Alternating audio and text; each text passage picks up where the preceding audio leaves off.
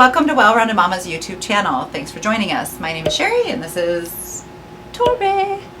We're both home birth midwives in the Las Vegas Valley. Today, we're going to talk about early pregnancy. You just took that pregnancy test, you just peed on that stick, second line showed up, or it said you're pregnant. What should you expect? What do you do?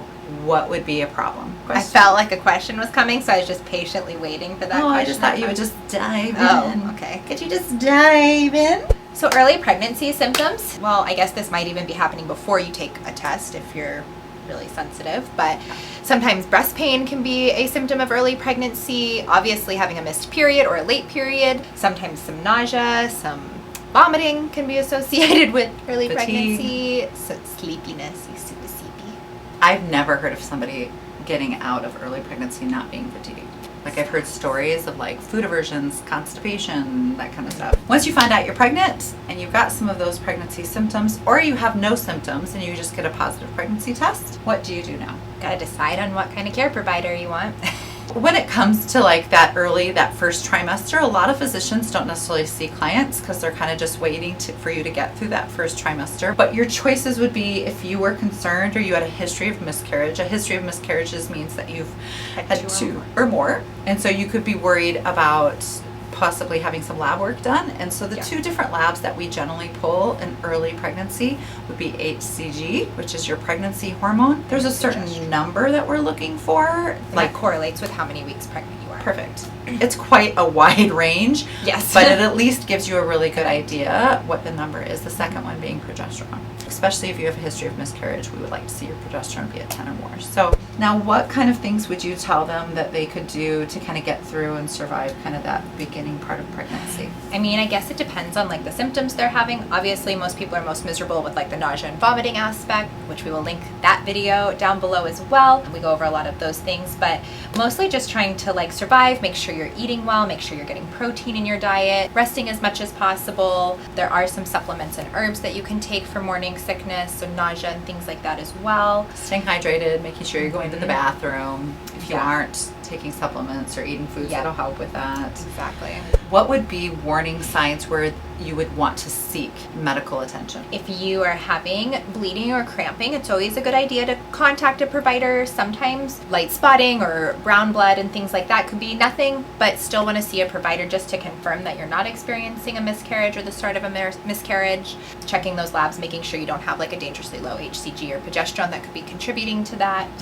What's really hard is sometimes some of the things that could be concerning also could be completely normal. And I think that that's what's really confusing, right? Yeah. You could have bleeding and that be totally normal. We would refer to that as implantation bleeding, or it could even just be a supravascular cervix that's sensitive and tender, as well as like cramping because your uterus is growing and stretching. And so cramping could be a sign, but it could also be a variation of norm. And so I think that that's one of the most frustrating parts about early pregnancy, because in your brain you just want it to be a viable pregnancy. Yeah. So it's really hard to be patient. Well, even like when we have clients who are like at the end of that first trimester, like 10, 11, 12 weeks, I've had some clients who've had bleeding and it ended up being a subchorionial bleed in the placenta. It wasn't life-threatening, it was fine, but you know, those things can come up too. So always make sure you talk to your provider so they can rule things out or send you in for an ultrasound if need be. The two times you're like genuinely worried is bleeding, filling a pad in less than an hour, and severe sharp pain. Any kind of sharp pain shouldn't be. Feeling crampy, feeling uncomfortable, feeling maybe even some round, what we would term as round ligament pain, but any kind of sharp pain is problematic. Why would sharp pain be problematic? Well, there's the potential of an ectopic pregnancy, and even having shoulder pain can be a sign of ectopic pregnancy.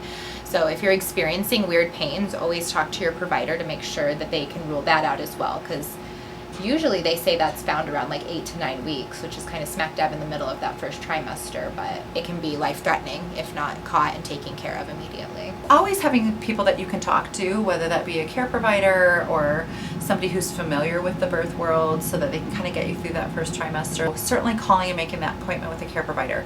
The other question we get too is how early can you get an ultrasound? 6 weeks.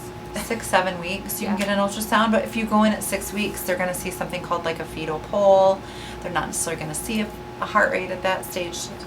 So sometimes and if you're off by a few days too, that can even change. So they might have you come back like the following weeks because you might just be off on your dates a little bit. 100%. It doesn't necessarily mean a bad thing. And I think we see that a lot. And so because dating is kind of tricky in the beginning of pregnancy, sometimes you are off just by like 4 or 5 days, and that Makes a difference. That makes the difference. What was the hardest symptom you had in your first trimester? And if you had something that happened like a complication, we'd love to hear about that as well. Like, what did you do, and who did you call, and who was your biggest support? How did you set up that support system in that early trimester? So that's it. Thanks for joining us. If you found that likeful, because that's my word. It's her favorite word.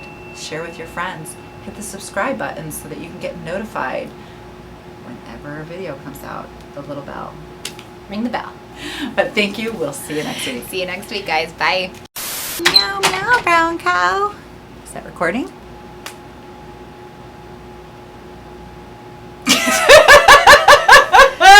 I felt like you were going to ask a question. Likeful. Baby shark, do, do, do, do, do, do.